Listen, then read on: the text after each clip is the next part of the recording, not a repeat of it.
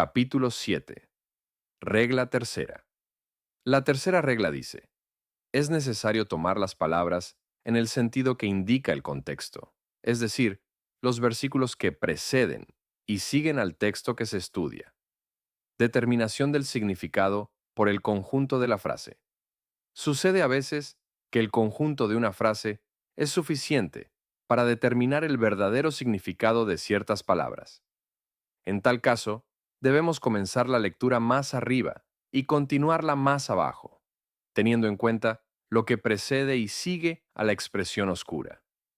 Procediendo de esta manera, se hallará claridad en el contexto por diferentes circunstancias.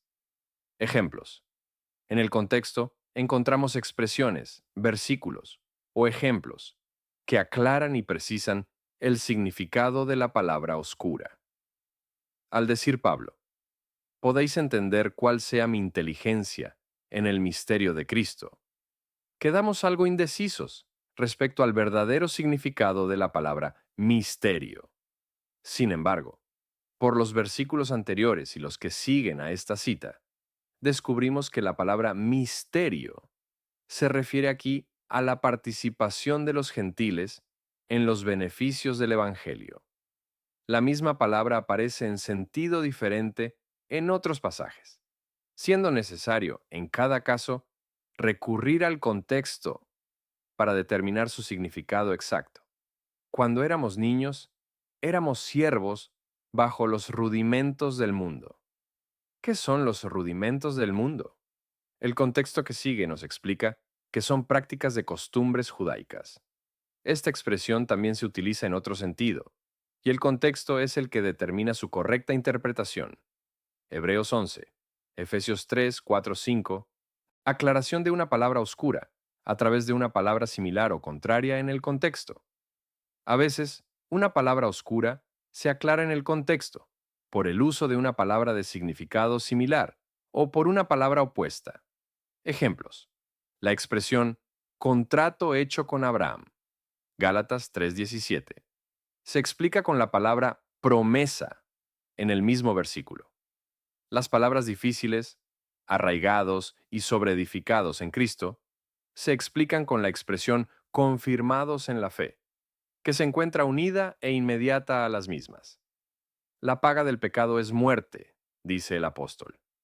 El sentido profundo de esta expresión se resalta aún más con la expresión opuesta que sigue, mas la dádiva de Dios es vida eterna. Lo mismo ocurre en el caso de la fe, cuando Juan dice, el que cree en el Hijo tiene vida eterna, subrayando la importancia de la palabra creer por medio de la expresión opuesta. Mas el que es incrédulo, desobediente, al Hijo no verá la vida, sino que la ira de Dios está sobre él. Colosenses 2:1, Romanos 6:23, Juan 3:36. Toma de una palabra general en sentido restrictivo según el contexto. En ocasiones, una palabra que expresa una idea general o absoluta debe tomarse en un sentido restrictivo, determinado por alguna circunstancia especial del contexto, o por el conjunto de declaraciones de las Escrituras en asuntos doctrinales. Ejemplos.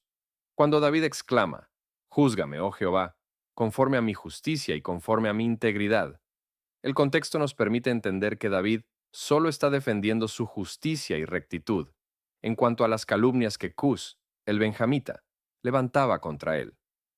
En la parábola del mayordomo infiel, parece que se nos ofrece su conducta como un ejemplo a imitar, pero el contexto limita este ejemplo a la prudencia del mayordomo, excluyendo completamente sus prácticas deshonestas.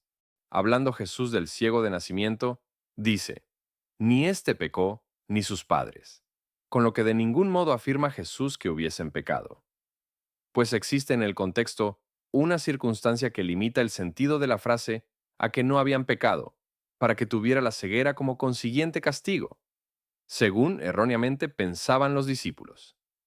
Al ordenar Santiago, en el capítulo 5:14, que el enfermo llame a los ancianos de la iglesia y oren por él, ungiéndole con aceite, hallamos por el contexto que se trata de la sanidad del cuerpo y no de la salud del alma, como pretenden los romanistas. Ellos Dejando a un lado el contexto, como de costumbre, imaginan encontrar apoyo aquí para la extrema unción. Salmos 7:8, Lucas 16, 1:13, Juan 9:3, Santiago 5:14, 16. Advertencias. Tratándose del contexto, es preciso advertir que a veces se rompe el hilo del argumento o narración por un paréntesis más o menos largo, después del cual se vuelve a reanudar.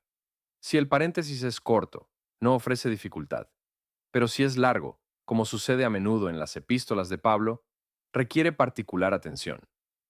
En Efesios 3, por ejemplo, hallamos un paréntesis que llega desde el versículo 2 hasta el último, reanudándose el hilo en el primer versículo del capítulo 4. Véanse otros ejemplos, en Filipenses 1:27 hasta 2:16, Romanos 2:13 hasta 16, Efesios 2:14 hasta 18, etc. Y nótese que la palabra ¿por qué?, en lugar de introducir, como de costumbre, una razón determinada, sirve para introducir un paréntesis. Por otra parte, es preciso recordar que los originales de las Escrituras no tienen la división de capítulos y versículos, por lo que el contexto no siempre se halla dentro de los límites del capítulo que meditamos, ni acaba siempre el hilo de un argumento o de una narración con el fin del capítulo. Es necesario tener esto muy presente. Por último, no se debe olvidar que a veces solo el contexto puede determinar si una expresión se debe tomar al pie de la letra o en sentido figurado. Llamando Jesús al vino sangre del nuevo pacto, comprendemos por el contexto que la palabra sangre debe tomarse en sentido figurado, ya que Jesús, en dicho contexto, vuelve a llamar al vino fruto de la vid, incluso después de haberlo bendecido. Esto demuestra que no procede de Jesús la enseñanza de la transformación del vino en la verdadera sangre de Cristo, como pretenden los que ignoran el contexto y tuercen las escrituras para su perdición. Mateo 26, 27, 29. Habiendo dicho Jesús, el que come mi carne y bebe mi sangre tiene vida eterna, y mi carne es verdadera comida, y mi sangre verdadera bebida. Los discípulos quedaron asombrados y comenzaron a murmurar. Ante esta circunstancia, debemos buscar en el contexto una explicación de si estas declaraciones deben tomarse en sentido material o espiritual. Efectivamente, leemos: el espíritu, el sentido espiritual de lo dicho, es el que da vida. La carne, el sentido carnal, nada aprovecha. Comer la carne y beber la sangre equivale, pues, a apropiarse por la fe del sacrificio de Cristo en la cruz, de lo que, como sabemos, resulta la vida eterna del creyente. Juan 6:48 a 63. Hablando Pablo de edificar, los coadjutores de Dios, con oro, plata, piedras preciosas, madera, heno, hojarasca. Vemos por el contexto que habla de Cristo mismo como el fundamento del edificio, y que estas palabras deben tomarse en sentido espiritual, representando, sin duda, doctrinas legítimas e ilegítimas, con sus consecuencias. La expresión se salvará, mas como por fuego, se explica igualmente por el contexto, que nos enseña que no se trata aquí de salvar un alma cualquiera, sino a siervos de Dios, y que no es un fuego que se ceba en sus personas, sino en su desafortunada construcción de materiales como heno y hojarasca. Además, no es un fuego purificador, sino destructor, a saber, el fuego del escrutinio riguroso en el día de la manifestación de Cristo. Estos coadjutores de Dios se salvarán en el sentido de un arquitecto que, en la catástrofe del incendio del edificio que construye, logra escapar, pero perdiéndolo todo excepto la vida, lo que implica la misma expresión diciendo, se salvará, no mediante la permanencia en el fuego, sino como por fuego. Solo los que ignoran el contexto pueden soñar con el purgatorio en este pasaje. Primera carta a los Corintios 3:5 a 15. Pablo, al decir que la unión entre Cristo y la Iglesia es tan íntima que somos miembros de su cuerpo, de su carne y de sus huesos, y que debe reinar una unión tan estrecha como entre marido y esposa, continúa. Este misterio grande es. ¿Qué misterio? El contexto lo explica diciendo a continuación: Mas yo digo esto con respecto a Cristo y a la Iglesia. La unión íntima entre Cristo y su Iglesia es, pues, el misterio, y no la unión entre marido y mujer, que no es ningún misterio. Sin embargo, los romanistas no solo ignoran el contexto, sino que traducen la expresión así. Este sacramento es grande, añadiendo en nota explicativa que la unión del marido con la mujer es un gran sacramento. De este modo, traduciendo mal e interpretando peor, encuentran aquí fundamento para lo que llaman el sacramento del matrimonio. Con lo dicho, basta para comprender la necesidad de tener en cuenta el contexto para decidir si determinadas expresiones deben tomarse al pie de la letra o en sentido figurado.